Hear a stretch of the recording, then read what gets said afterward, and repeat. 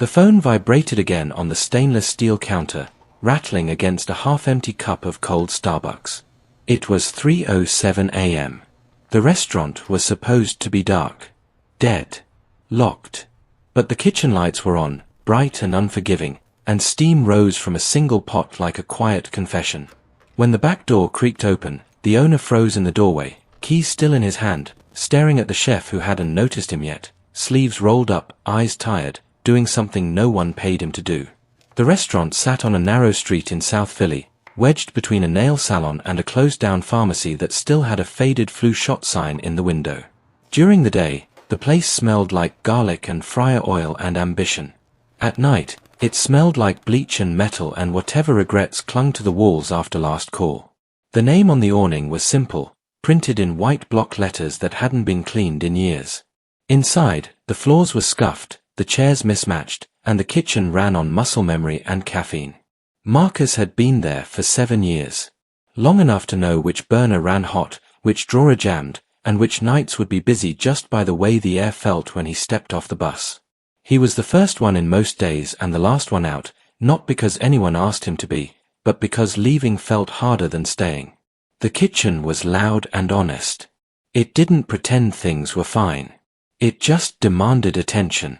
At 36, Marcus measured his life in shifts and paychecks. Rent went up every year. His car was one bad sound away from dying for good.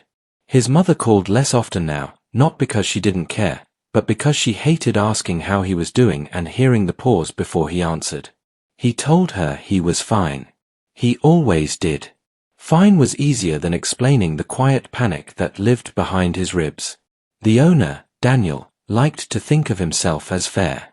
He'd bought the place right before the pandemic, thinking he was finally doing something grown up with his savings. 2 years later, he was still learning how thin the margins were and how heavy the responsibility felt when payroll hit. He trusted Marcus. Trusted him the way people trust things they rely on every day but don't always stop to appreciate. Marcus ran the line, trained the new kids, fixed the prep lists when they didn't make sense. Daniel paid him on time and tried not to look too closely at the exhaustion in his eyes. Most nights, Marcus went home to a small apartment with a view of another brick wall. He heated leftovers, scrolled his phone, and fell asleep with the TV on. Sometimes he dreamed about opening his own place. Sometimes he dreamed about nothing at all. The dreams were easier than the mornings. The week before, the schedule had been cut. Not just his hours, but everyone's. A slow season, Daniel said, rubbing his forehead like the answer might be written there. Marcus nodded and said he understood. Understanding didn't make the math work, though. He sat at his kitchen table that night, bills spread out like a losing hand, and tried to decide which ones could wait. The electric company didn't care about dreams. The landlord didn't care about loyalty. That's how he ended up back at the restaurant after midnight, keys borrowed with a quick text and a promise to lock up. The bus stop was empty. The city felt hollow, like it was holding its breath. When he flipped the lights on, the kitchen looked different. Bigger. Quieter. Honest in a way it never was during service. He pulled on an apron and started with the basics. Clean counters. Sharpen knives. The small rituals steadied him. Cooking had always been the place where his thoughts lined up instead of crashing into each other. He chopped onions and let the tears come without judging them. He turned on the radio low, an old station that played songs his father used to hum while fixing things around the house. Marcus wasn't cooking for customers. He wasn't cooking for money. He was cooking because it reminded him that he could still make something good with his hands. He set a pot to simmer and tasted, adjusted, tasted again. The food was simple. Soup, mostly. The kind that didn't need explaining. The kind his mother used to make when the fridge was nearly empty but the house still needed to feel warm. Outside, a delivery truck rattled by. Inside, the clock ticked louder than it should have. Marcus worked slowly, carefully, like time had finally decided to give him a break. He lined up containers, labeled them in neat block letters, and stacked them in the walk-in. Not for the menu. Not for profit. For later. For something he hadn't said out loud yet. When Daniel unlocked the back door, he was already tired. He'd woken up to a notification from the security app and assumed it was a glitch. The kitchen lights on at 3 a.m. didn't make sense. He imagined broken locks, wasted electricity, another problem he didn't have room for. The door creaked, and the smell hit him first. Not grease. Not old oil. Something warmer. He stood there longer than he meant to. Watched Marcus move through the space like it belonged to him. Watched the care in his hands. Watched the focus on his face. This wasn't overtime. This wasn't theft. This was something quieter. Something heavier. Marcus turned, startled, soup ladle frozen mid-air. For a second, neither of them spoke. The hum of the fridge filled the space between them. Marcus's shoulders dropped, like he'd been holding them up all night. "I can explain," he said, already bracing himself, already tired of explaining. Daniel didn't interrupt. He set his keys down and looked at the containers, the labels, the steam still rising. He realized, all at once, that there were things he didn't know about the people who kept his business alive.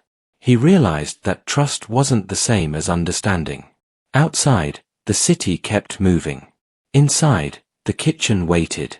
And in that quiet moment, both men stood with the weight of reality pressing in, unsure of what came next, but unable to pretend they hadn't seen something important. Daniel didn't raise his voice. That was the first thing Marcus noticed.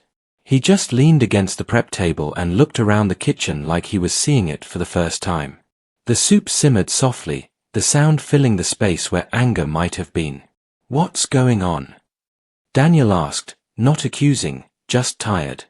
Marcus wiped his hands on his apron even though they were already clean. He searched for the right words and came up empty. The truth felt too big for the hour. Too personal for a workplace that usually ran on short orders and sarcasm. "I needed to cook," Marcus said finally. It sounded small, even to him. "I wasn't stealing. I bought the ingredients. I've got the receipts." Daniel nodded. "I didn't think you were stealing." That surprised Marcus more than anything else. He'd spent years bracing for assumptions. Years learning how to stay calm, how to explain himself before anyone asked. He let out a breath he didn't realize he'd been holding. Daniel walked closer to the walk-in and opened the door.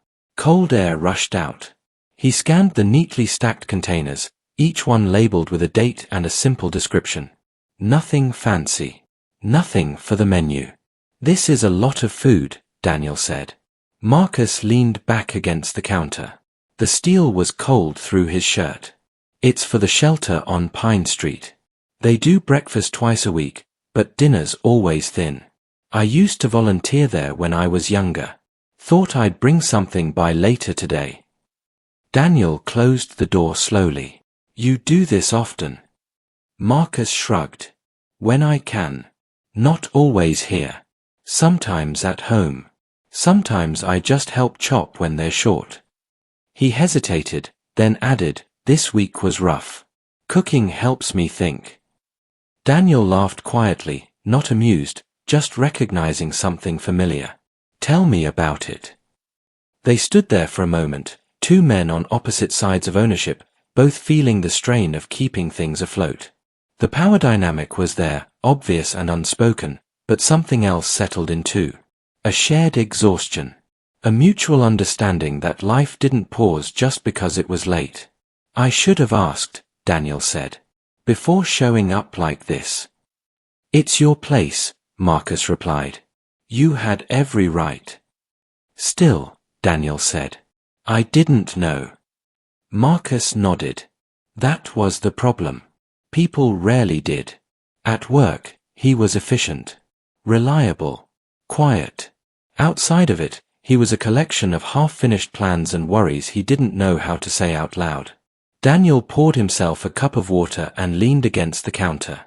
"You know," he said, "when I bought this place, I thought hard work was enough. That if I just put my head down, things would work out. Turns out, running a restaurant doesn't leave much room for being human." Marcus smiled a little. "Neither does working in one." The conversation didn't fix anything.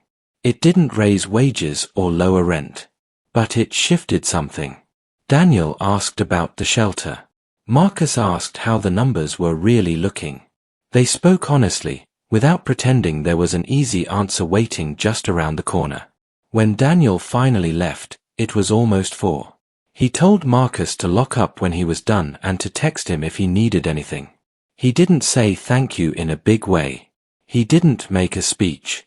But he paused at the door and said, "I'm glad you're here." Marcus stood alone again, the words echoing louder than the fridge. Glad you're here. It wasn't a promise. It wasn't security. But it was something solid enough to hold on to. Later that morning, Marcus loaded the containers into his car and drove to the shelter. The parking lot was already busy. Volunteers moved with purpose, coffee cups in hand, talking about weather and sports and anything but the reasons they were there. Marcus dropped off the food without making a big deal of it. He didn't stay long. He never did. Being seen doing good made him uncomfortable.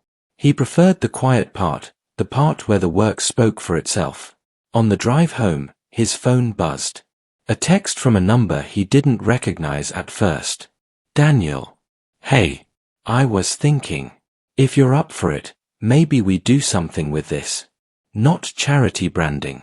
Just making sure good food doesn't go to waste. Let me know. Marcus read it twice. He didn't reply right away. Change, even the good kind, made him uneasy. He'd learned not to expect too much. Expectations had a way of falling apart. That afternoon, he slept for a few hours, then woke up to the familiar weight on his chest. Bills were still there. The future was still uncertain. But there was a small opening now. A crack where light might get in if he let it. At work that night, things felt mostly the same. Orders came in fast. A new server messed up a ticket. The fryer acted up.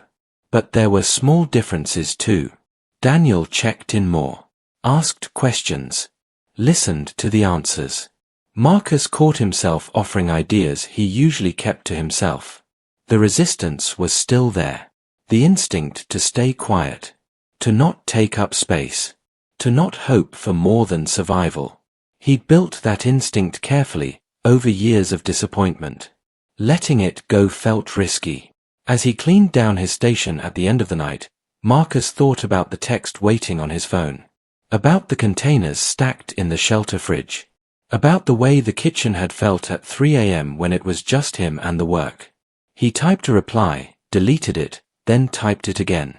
Yeah, he finally sent. I'm up for talking about it. It wasn't a leap. It was a step. Small. Careful. But forward. The meeting was scheduled for Monday afternoon, right between the lunch rush and prep for dinner. Daniel chose that time because it was the only open slot on his calendar, but Marcus read into it more than he wanted to admit. Middle of the day. In the middle of everything. No clean edges. Just like life. They sat at a small table near the back office, the one with the wobbling leg that everyone avoided during service. Daniel brought printouts. Numbers. Notes scribbled in the margins. Marcus showed up with nothing but a notebook he never wrote in and a knot in his stomach he couldn't shake. This isn't formal, Daniel said quickly, noticing Marcus's posture. I just want to talk. Marcus nodded. He kept his hands folded, like that might keep him from saying the wrong thing. He'd been on the other side of these conversations before. Managers talking about opportunities that turned into more work without more pay. Ideas that sounded good until they landed squarely on his shoulders. Daniel started with the basics. Food waste. Tight margins. The shelter. He talked about how much perfectly good food got thrown out every week because it didn't fit the menu or the timing. He talked about liability and permits and how complicated everything became once you tried to do something right. Marcus listened, but his mind drifted. He thought about his father, who used to say that systems weren't built for people like them. You had to work twice as hard just to be considered reliable. You had to be careful not to want too much. What I'm thinking, Daniel said, tapping the paper, is a structured donation thing. Nothing flashy. We document it. We keep it clean. You'd oversee it. There it was. The part Marcus had been waiting for. Oversee it. Another responsibility. Another quiet expectation that he'd pick up the slack because he always did. And compensation. Marcus asked, hating how small his voice sounded. Daniel didn't flinch. That's the hard part, he said honestly. I can't promise a raise right now. But I can promise hours. Stability. And if this works, it could open doors. For both of us. Marcus leaned back in his chair. The leg wobbled. He steadied it with his foot, grounding himself. Stability sounded good. It always did. But stability had kept him in place for a long time. It had convinced him that surviving was the same as living. He thought about the shelter. About the way people lined up without meeting your eyes. About how dignity was something you could lose slowly, without realizing it was happening. He thought about himself, doing the same thing in a different line. I need to think, Marcus said. Daniel nodded. Take your time.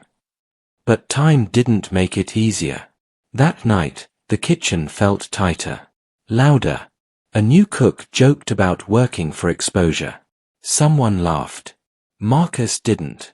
He burned his hand on a pan and barely noticed until the sting caught up with him. Pain was good that way. It cut through the noise. On his break, he sat on a milk crate behind the building and scrolled through his phone. A voicemail notification from his mother. 3 days old. He hesitated, then pressed play. Her voice was softer than he remembered. She talked about the weather. About a neighbor who'd moved away. Then she paused. I worry about you, she said. I know you don't like to talk about it. But you don't have to carry everything alone. Marcus stared at the brick wall across from him. He'd built his life around not being a burden. Around being useful. Reliable. Quietly good. But somewhere along the way, usefulness had replaced joy, and he wasn't sure how to get it back. The breaking point came 2 nights later. A Friday. Fully booked. Short-staffed. The printer wouldn't stop. Orders stacked up faster than they could clear them. A server snapped at him. He snapped back. The kitchen went quiet for half a second, the kind of silence that feels like everyone holding their breath. Marcus stepped away from the line and went into the walk-in. He shut the door and leaned his forehead against the cold metal shelf. His breath fogged the air. He felt stupid for being overwhelmed. People had it worse. He knew that. Knowing didn't make the weight any lighter. Why was it so hard to want more? Why did every chance feel like a trap? He'd spent years proving he could handle things. Maybe the real fear wasn't failing. Maybe it was succeeding and still feeling empty.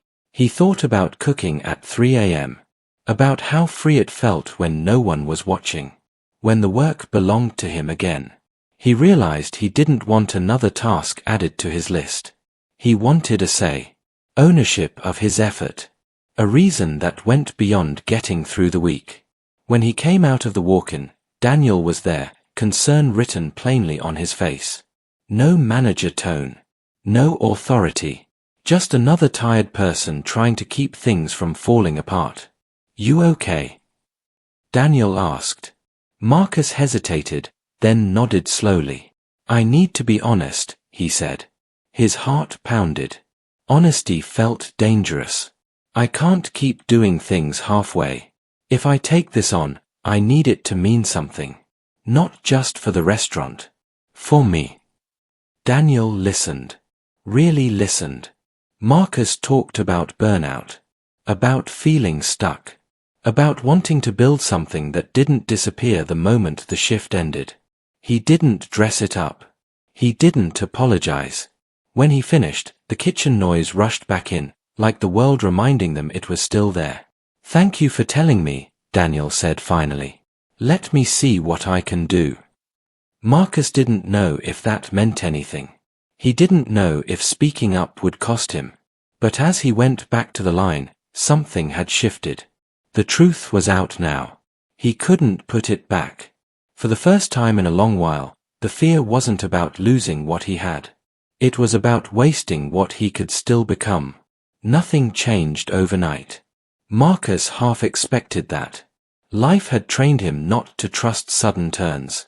The next week looked the same on paper. Same shifts. Same prep lists. Same bus ride home with his reflection staring back at him from the dark window. But something underneath it all had loosened, like a knot that had finally started to give. Daniel didn't avoid him after that conversation. That mattered more than Marcus wanted to admit. Some managers pulled back when things got uncomfortable. Daniel leaned in. He asked follow-up questions. He checked numbers again. He made phone calls Marcus didn't hear about until later. There was no dramatic announcement, no speech before service. Just small adjustments that added up. The first real change came quietly. An updated schedule posted near the walk-in. Marcus noticed his hours were steady again. Not inflated. Not generous. Just dependable. The kind of dependable that let you breathe a little easier when you sat down with your bills. A few days later, Daniel asked him to step into the office before service. Marcus felt that familiar tightening in his chest, but he went in anyway. The office smelled like old paper and coffee. Daniel didn't make him sit.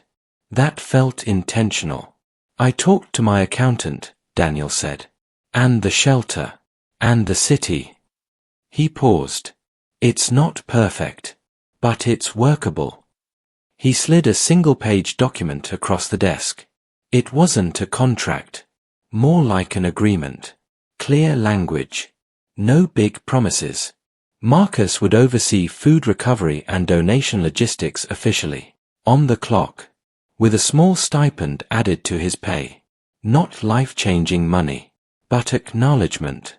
I can't give you ownership, Daniel said. But I can give you agency. And credit. This only works if it's not invisible. Marcus read the page twice. His hands were steady. That surprised him. He felt something settle in his chest. Not excitement exactly. Relief. Being seen didn't fix everything, but it softened the edges. Thank you, Marcus said. It wasn't automatic. He meant it. The work itself wasn't glamorous. It was spreadsheets and checklists and making sure food cooled correctly before storage. It was conversations with staff about why some leftovers mattered and others didn't. It was loading containers into his car and dropping them off without fanfare. It was answering emails from volunteers who were just as tired as he was. But the work felt different now. It had a shape. A name. A place in his life that wasn't hidden or borrowed. When he cooked late at night, it wasn't out of desperation anymore.